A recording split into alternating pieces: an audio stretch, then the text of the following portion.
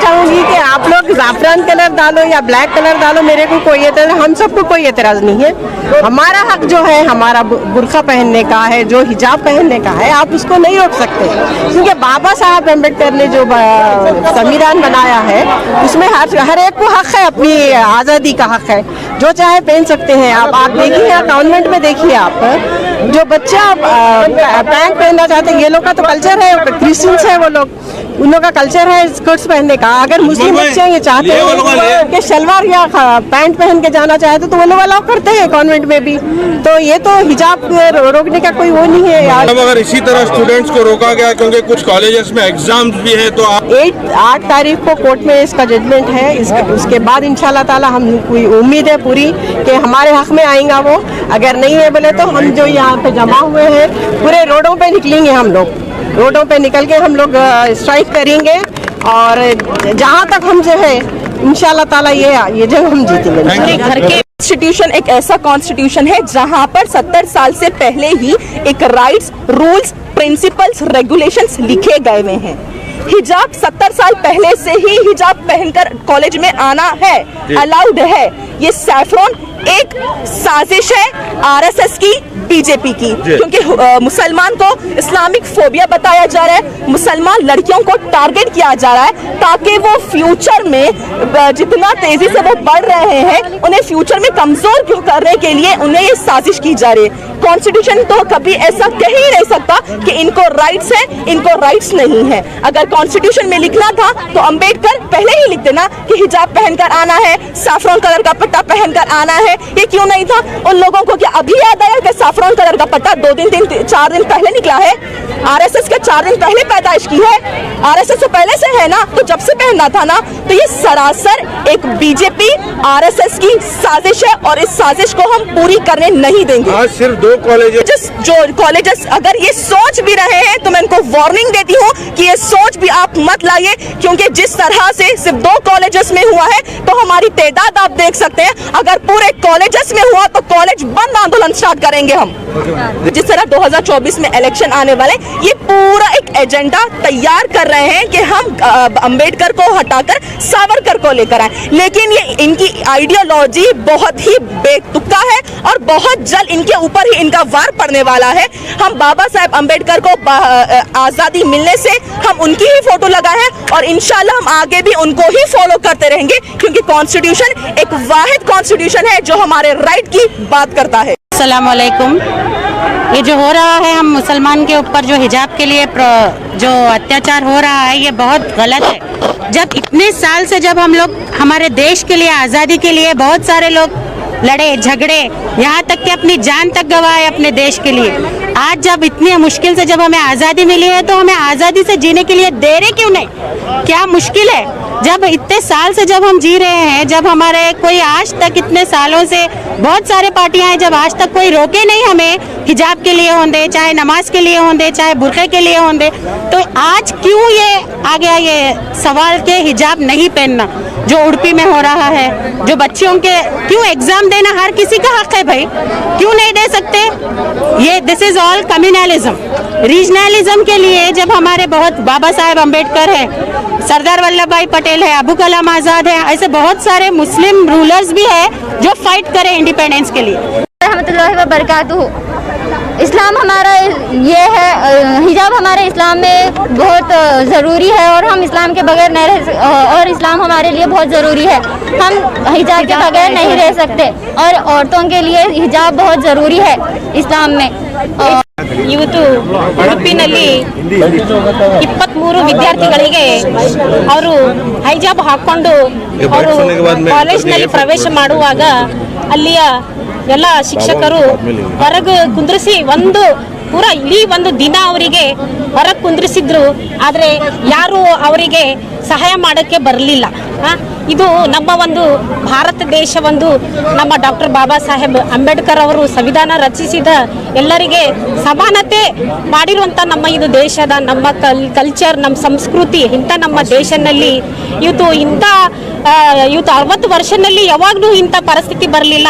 ಆದರೆ ಈಗ ಯಾಕೆ ನಾನು ಒಂದು ಹಿಂದೂ ಮಹಿಳೆ, ಈಗ ನಾಳೆ ನಾನು ಮಹಾನಗರ ಪಾಲಿಕೆ ಸದಸ್ಯ, ನನ್ನ ಬಂಜಾರ ಕಾಸ್ಟ್ಯೂಮ್ ಹಾಕೊಂಡು ನಾನು ನನ್ನ GB ಮೀಟಿಂಗ್ನಲ್ಲಿ ನಾನು ಉಡುಗೊರೆ ಹಾಕೊಂಡು ಹೋಗಿದ್ರೆ ನನಗೆ ತಡಿತೀರಾ ಅಲ್ಲಿ ನೀವು? ಇಂಥವೇ ಎಲ್ಲ ನಾವು ಸಣ್ಣ ಚಿಕ್ಕ ಪುಟ್ಟಕ್ಕೆ ನಾವು ಎಲ್ಲ ಎಲ್ಲ ನಿಂದಿಸ್ಬೇಕು.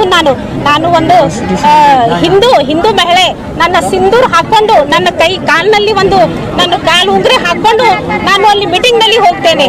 ಆದ್ರೆ ನೀವೆಲ್ಲ ತಾವು ನನಗೆ ಅಲ್ಲಿ ತಡೆ ಮಾಡ್ತೀರಾ?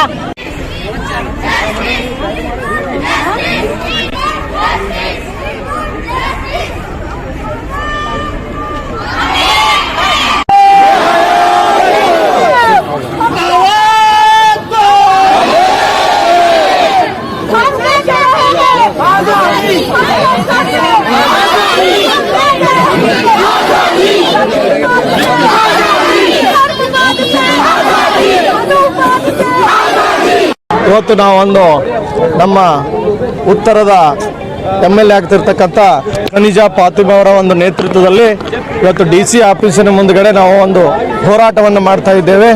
ಇವತ್ತು BJP ಸರ್ಕಾರ, ಕೇಂದ್ರದಲ್ಲಿರ್ತಕ್ಕಂಥ ಸರ್ಕಾರ ಎಲ್ಲ ಧರ್ಮೀಯರ, ಎಲ್ಲ ಜನರ ಒಂದು ಹಕ್ಕು, ಎಲ್ಲ ನಾಗರಿಕರ ಹಕ್ಕು ಬಾಧ್ಯತೆಗಳನ್ನು ಕಾಪಾಡತಕ್ಕಂಥ ಜವಾಬ್ದಾರಿ ಆ ಸರ್ಕಾರಕ್ಕಿದೆ. ಇವತ್ತು ಏನು ಮಾಡ್ತಾ ಇದೆ ಅಂದರೆ ಅವರ ಒಂದು ಸಂಪ್ರದಾಯವನ್ನು ಕೆಣಕ್ತಕ್ಕಂಥ ಆ ಧಾರ್ಮಿಕ ಒಂದು ಹಕ್ಕನ್ನು, ಅವರ ಒಂದು ಧಾರ್ಮಿಕ ಸ್ವಾತಂತ್ರ್ಯಕ್ಕೆ ಒಂದು ಚ್ಯುತಿ ಬರ್ತಕ್ಕಂಥ ಕೆಲಸವನ್ನು ಇವತ್ತು ಕೇಂದ್ರ ಸರ್ಕಾರ ಮತ್ತು ರಾಜ್ಯ ಸರ್ಕಾರಗಳು ಮಾಡ್ತಾ ಇದೆ.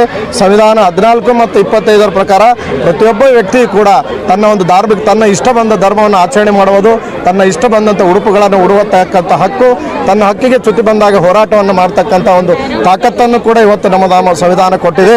और ये एहतजाज करने का मकसद ये है कि जिस तरीके से उडुपी शहर का जो कुंदापुर में जिस तरीके से हमारे मुस्लिम बहनों पर जो हिजाब को लेकर जिस अंदाज से उन लोग ने उन बच्चियों पर जो रोक लगाई है, उस रोक को खिलाफ हम लोग यहाँ पर एहतजाज कर रहे हैं, क्योंकि हमारा हक बनता है कि जिस तरीके से इस भारत का जो संविधान है, उस भारत का संविधान आर्टिकल 14 में हमारे हक के लिए लड़ने के लिए और हमारे हक के लिए आवाज़ उठाने के लिए आर्टिकल 14 हमको इजाज़त देता है।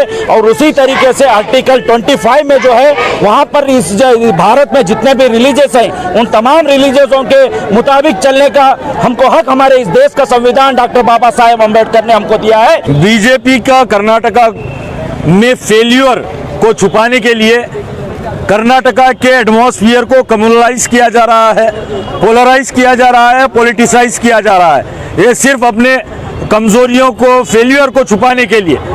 मगर कर्नाटका की अवाम जनता ये समझ चुकी है कि ये बीजेपी जो पिछले कई दिनों से उडुपी में, चिकमंगलुरु में, शिमोगा में एक जगह ये नारा देती है कि बेटी पढ़ाओ बेटी बचाओ, और दूसरी जगह जब बेटी पढ़ने के लिए जाती है तो उसे गेट पर रोककर उसे जलील किया जाता है, मेंटली टॉर्चर किया जाता है, हरास किया जाता है और वार्न किया जाता है कि तुम्हें एग्जाम में अपीयर होने नहीं देंगे, तुम्हारे ऊपर FIR करेंगे।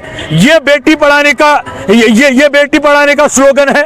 मगर उनसे कहना चाहता हूँ कि वो बेटी पढ़ेंगी भी, बढ़ेंगी भी और तुम्हें पढ़ाएंगी भी। आने वाले दिनों में हम यहाँ से गुलबर्गा से आज मोहतरमा कनीज़ फातिमा साहिबा MLA गुलबर्गा नॉर्थ ने गुलबर्गा से एक मैसेज दिया है कि सिर्फ उडुपी, चिकमंगलुरु, शिमोगा में वो लड़कियां जो लड़ रही हैं हिजाब के लिए, वो सिर्फ अकेले नहीं हैं, तनहा नहीं है।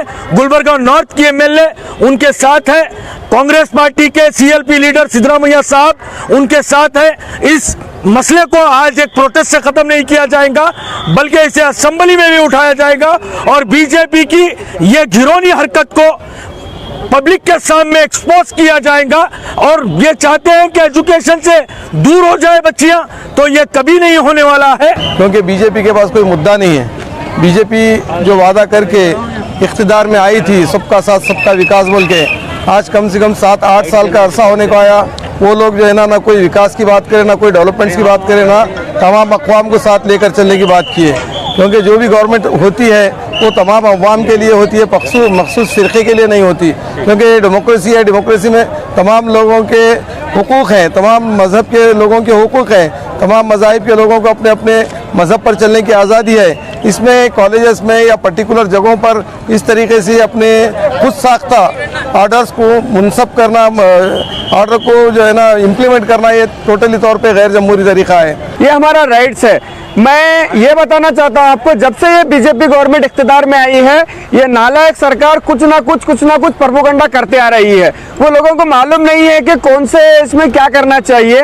ये लोगों को इल्म होना चाहिए। हम लोग ऐसा करने से आने वाले दिनों में, आने वाले साल में हम सत्ता में आने वाले नहीं हैं। मैं दिल की गहराइयों से वो हमारे बहनों को अश्योरेंस देना चाहता हूँ, आप अकेले नहीं हैं, आपके साथ पूरा कर्नाटक स्टेट आपके साथ है।